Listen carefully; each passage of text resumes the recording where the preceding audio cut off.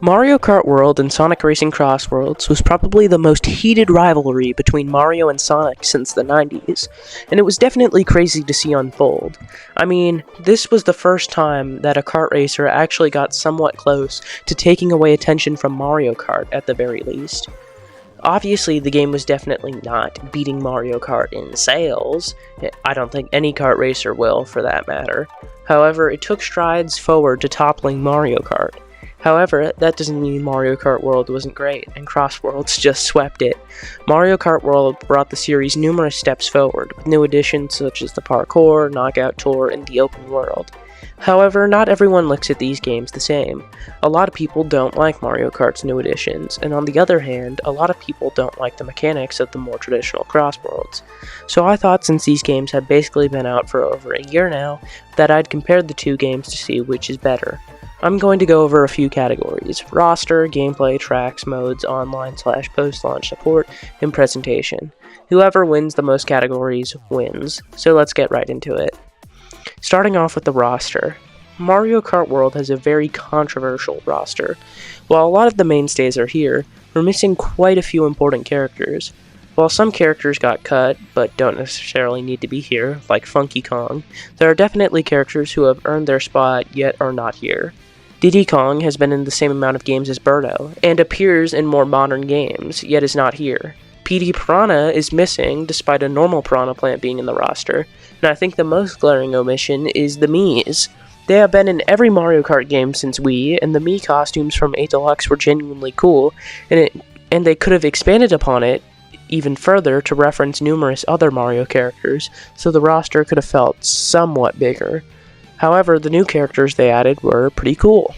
All the oddballs they added, while some of them being pretty bad like Dolphin, the good ones like Conkdor, Cataquack, Pianta, and Nabbit were really cool. Sonic Racing Crossworlds, on the other hand, isn't missing any characters from previous entries. But that's only because other Sonic Racing games had terrible rosters. While Crossworlds' roster isn't missing anyone, that's because every other Sonic Racing game had comically small rosters, with some of the worst picks you could have imagined. And that led to Sonic Racing Crossworlds roster being inoffensive, but missing some cool characters. We could have gotten Infinite, Marine the Raccoon, Mephiles, Styx, Surgeon Kid, Neo Metal Sonic, Chaos Zero, Mighty and Ray, Trip. The possibilities are endless, yet we got the basic teams from Heroes, the Babylon Rogues, and Eggpon. The only cool new additions we got are Sage and Tangle and Whisper. The things that saved this roster, however, is the DLC. While we don't get a ton of Sonic characters, we got some of the coolest crossovers. Knights, Miku, Joker, Pac-Man, Mega Man, Steve, freaking Puyo Puyo, and so many more. While I'm not a fan of all of the crossovers, such as SpongeBob and Angry Birds, however, the cool crossovers barely edge out Mario Kart World, giving Crossworlds the point. Next up is gameplay, and I'm going to keep this quick and give Mario Kart World the point. While Crossworlds has really fun gameplay, with the drifting being very fast and snappy, and the gadget system applying so much control, giving you a lot of different ways to play, the parkour system in Mario Kart World is not only really fun to control, but it also gives you so many different options for getting through the tracks. It makes you think differently. And as someone who's played kart racers for as long as I can remember, the parkour system making me think differently on what walls and rails can be used to take new and creative shortcuts, it's just really refreshing, and Mario Kart World easily gets the point. Next is the track selection, and I'm going to be talking about the normal tracks of Mario Kart World here. The intermissions will be saved for later. Anyways, starting off with Mario Kart World, the track selection is very interesting. Mario Kart World has 30 base game tracks. While this is lower than base Mario Kart 8 on the Wii U, that doesn't change the fact that the quality of the tracks is insane. While this track selection isn't perfect by any means, the tracks that are in this game are on a level of quality that the series has not seen at this point. Great Question Block Ruins, Acorn Heights, and the new Bowser's Castle are some of my favorite tracks, not just in Mario Kart history, but in racing game history. And even tracks like Sky High Sundae, DK Pass, and Wario Stadium are all transformed in this game with the amount of cool tech you can pull off, easily eclipsing the original versions. And again, while the track selection isn't perfect, Starview Peak, Desert Hills, Boo Cinema are all really not that great, the highest of highs truly make up for it. Moving on to Sonic Racing Crossworlds, this game has a more consistent track selection. Most of the tracks in this game are decent at the very least. There are so many absolute bangers like Kronos Island, Eggman Expo, Wonder Museum, White Space, and the Pac-Man track, which are all really amazing tracks that rival a ton of the best Mario Kart tracks. On top of that, there are 39 tracks in base Crossworlds, 51 if you count the 2 DLC passes. However, I do think the highest of highs Crossworlds has does not come close to Mario Kart World's highs. While it gets close, the freedom of expression you get in Mario Kart World isn't really matched in Crossworlds. However, Crossworlds does have consistency going for it, so personally I think they tie for this point.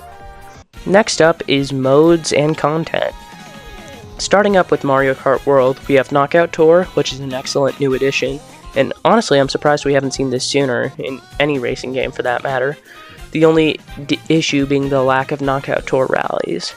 Next is the intermission tracks. I'm still not a fan of these.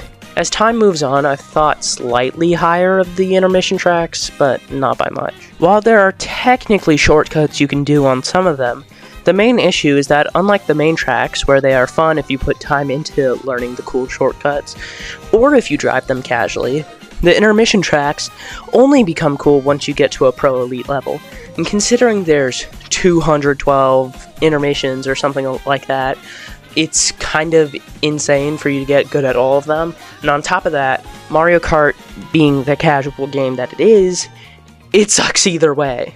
However, free roam is definitely an aspect that I've come around on in recent years. Originally, I didn't like it all that much due to the lack of things to do or unlock.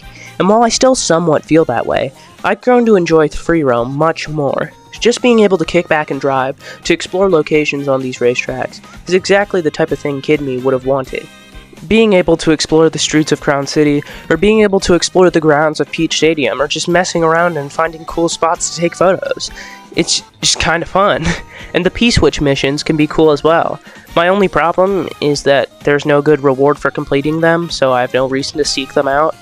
Lastly is the battle mode. Nintendo didn't care about making it good, so I don't care about talking about it.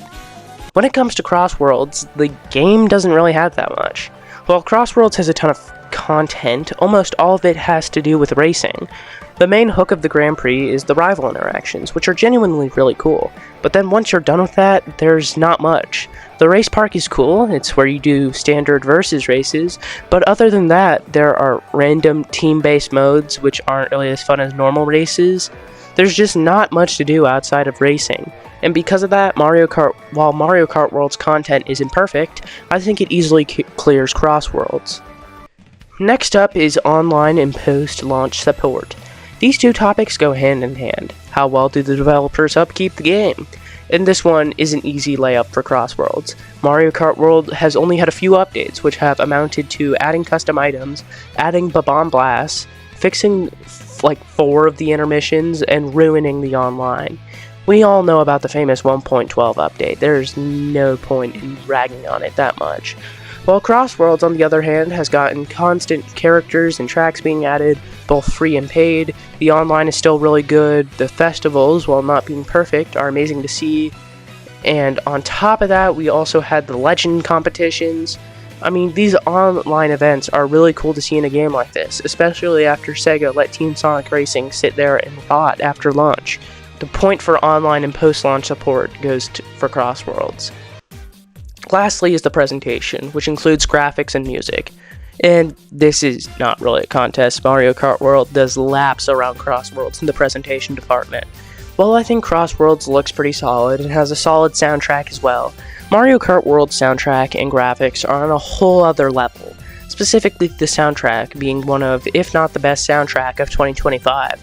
Mario Kart World takes home the final point, which also means Mario Kart World narrowly wins by 1 point.